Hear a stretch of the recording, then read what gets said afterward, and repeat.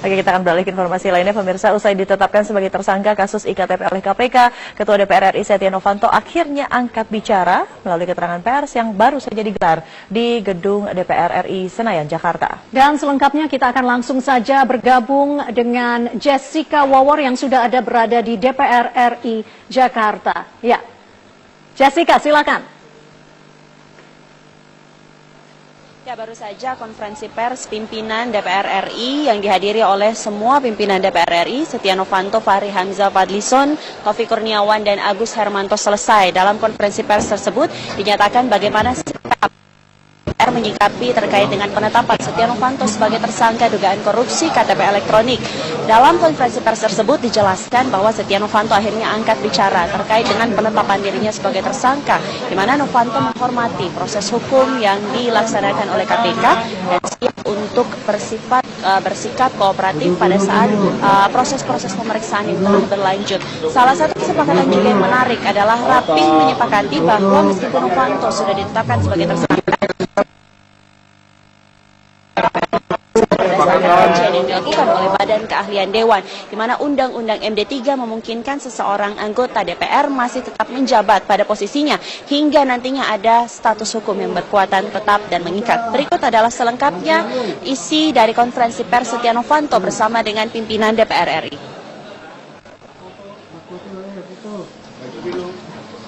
Assalamualaikum warahmatullahi wabarakatuh. Pertama-tama saya terima kasih kepada seluruh wartawan yang hadir, yang saya tidak menyangka ini luar biasa. Dan saya bersama-sama pimpinan DPR, barusan kita mengadakan rapat pimpinan bersama-sama Sekjen dan keahlian. Dan ada hal-hal seperti diketahui bahwa kemarin saya sudah melihat daripada di media bahwa sudah ditetapkan oleh Ketua KPK, Saudara Agus, bahwa saya sebagai tersangka. Nah, untuk itu saya menghargai proses hukum yang ada. Sebagai warga negara yang baik, saya akan mengikuti dan taat pada proses hukum sesuai dengan undang-undang. Dan saya sampai hari ini belum menerima putusan tersebut, dan saya tadi pagi sudah mengirimkan surat kepada pimpinan KPK untuk segera dikirim putusan saya sebagai tersangka. Dan tentu setelah saya menerima, saya akan renung dengan baik-baik dan saya akan konsultasikan dengan kuasa hukum dan juga kepada keluarga, istri dan anak. Karena sebelumnya juga saya kemarin sudah undang semua keluarga, saya beri pengertian khususnya kepada anak-anak dan anak-anak saya yang paling kecil. Dan semuanya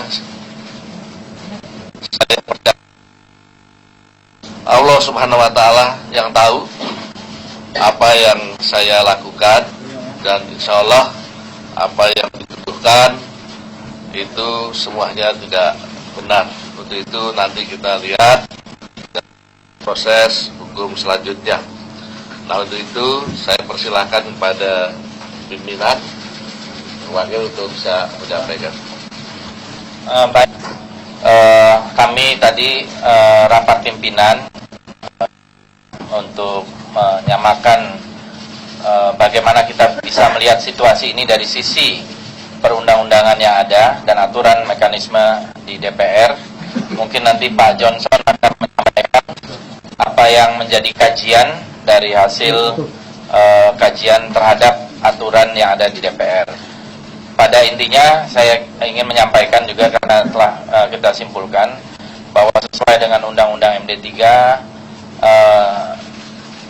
adalah hak dari setiap anggota DPR yang dalam proses hukum untuk tetap menjadi anggota DPR sampai proses hukum itu mengalami keputusan akhir atau inkrah. Dan dalam persoalan di pimpinan, sejauh tidak ada perubahan dari partai atau fraksi sebagai perpanjangan partai politik yang mengusung, maka tidak akan ada perubahan juga dalam konfigurasi kepemimpinan di DPR RI. Sehingga boleh disimpulkan bahwa pimpinan DPR RI tetap seperti sekarang ini, ya. Dan mungkin Pak Johnson, saya persilakan untuk membacakan apa yang menjadi kajian yang telah disampaikan. Pemberhentian pimpinan DPR, yaitu di dalam pasal 87. Di sana tegas dikatakan bahwa pimpinan DPR diberhentikan. Ada 3 alasan pemberhentian. Yang pertama adalah meninggal dunia, yang kedua adalah mengundurkan diri, dan yang ketiga adalah diberhentikan. Nah, kalau pimpinan DPR misalnya tersangkut hukum, maka di dalam pasal 87 ayat 2 khususnya huruf C sudah diatur bahwa pemberhentian itu bisa dilakukan manakala telah ada putusan dinyatakan bersalah berdasarkan putusan pengadilan yang telah memperoleh kekuatan hukum tetap atau yang sering kita katakan inkrah, karena melakukan tindak pidana yang diancam dengan hukuman yang diancam dengan pidana penjara 5 tahun atau lebih. Nah, karena ini masih tersangka, tentu tidak ada pengaruh terhadap kedudukan Pak Novanto selaku Ketua DPR. Nah, ini yang perlu kami sampaikan secara tegas sesuai dengan Undang-Undang Nomor 17 Tahun 2014 tentang MD3. Demikian Bapak Pimpinan, terima kasih. Dan sebagaimana sebenarnya tidak mengganggu satu proses terkait pembagian tugas, ya, sebagai Korpolkam, Saudara Fahri Korkesra, Pak Agus Hermanto, Pak Taufik sebagai Koreku, saya kira kita bisa menjalankan tugas secara kolektif dan kolegial. Mungkin ada Pak Fahri atau Pak Agus, Pak Taufik coba mau Mengatakan tadi Pak Johnson Raja Guguk, biar nanti ditulis namanya, adalah Kepala Badan Keahlian DPR RI, ya. Jadi ini adalah hasil dari kajian dari Badan Keahlian. Terima kasih. Ada yang tanya? Ya. Dengan segala macam Bapak menerima duit 500 miliar lebih, foto-fotoan Sugiharto dan Irman itu tanggapan Bapak seperti apa? Ya, terima kasih. Pertama-tama saya sudah berusaha dengan para pimpinan menjalankan tugas bagi bangsa dan negara secara maksimal, dan tentu sebagai manusia biasa saya sangat kaget dengan putusan tersebut. Tapi khusus pada tuduhan yang saya lihat bahwa saya telah menerima, yaitu 574 miliar, itu kita sudah lihat di dalam sidang tipikor tanggal 3 April 2017.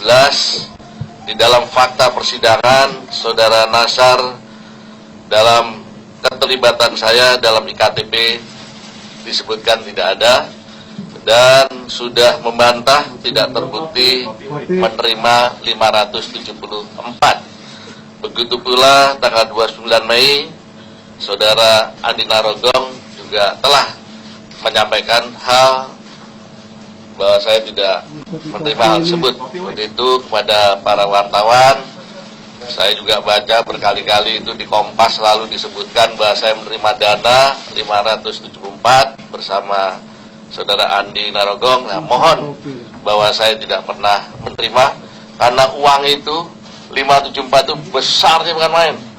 Mungkin bagaimana cara transfernya, bagaimana menerimanya, bagaimana juga wujudnya. Nah, ini tentu ini saya mohon betul-betul bahwa ini jangan sampai kami terus dilakukan adanya penjoliman terhadap diri saya. Demikian. Ya Pak, dalam Pak Senop. Syaratnya, dan saya harapkan hari ini sudah bisa diterima, dan tentu saya akan terus Ya, Anda tidak mengganggu agenda politik, Pak.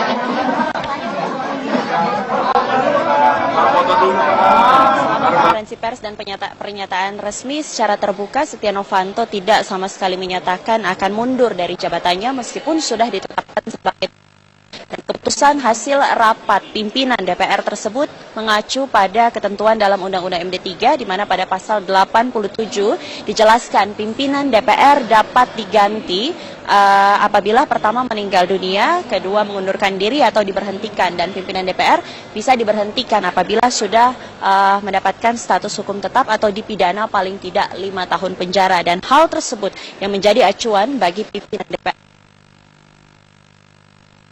Novanto sebagai tersangka, sehingga dipastikan meskipun sudah menyandang status tersangka, Setia Novanto masih menjabat sebagai Ketua DPR RI didampingi oleh 4 pimpinan DPR yang lain.